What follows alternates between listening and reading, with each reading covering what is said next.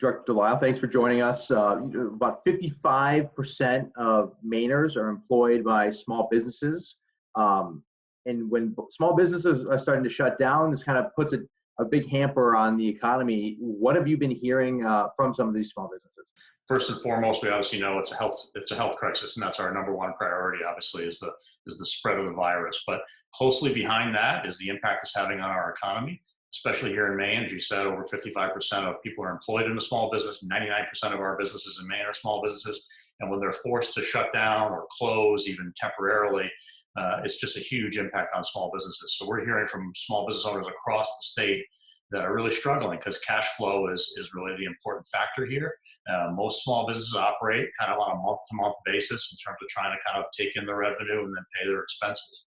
So some are temporarily closed right now, and I use the word temporary, but we don't really know the ending here.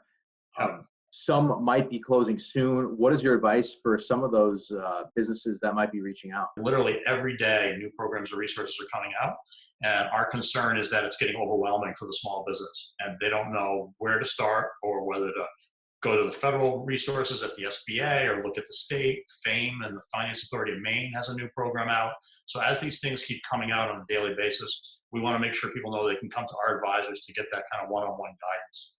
It must be reassuring for some of these businesses to pick up the phone and actually talk to a human on the other side.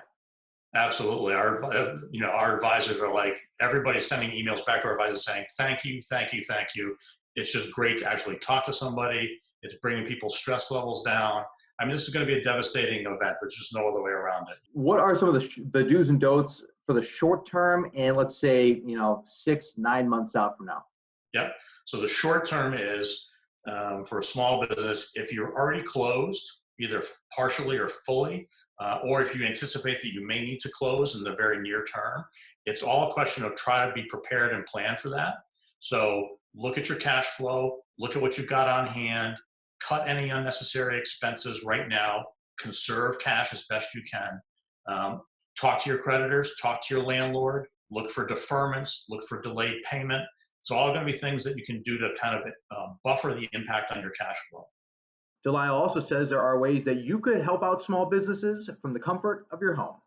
Reach out and try to support your community and your small businesses. I think it was Lewiston's mayor came out with a plea today to say, please support your small businesses. So be thinking of that. I have a dog walker and I'm home now. I'm still using my dog walker to the best I can, right? Get takeout food, buy a gift card here and there for your local small businesses. It makes a big difference because again, their problem right now is they can't open and they can't sell their normal vehicles. So do what you can to try to support your community and your local small businesses. That'd be great.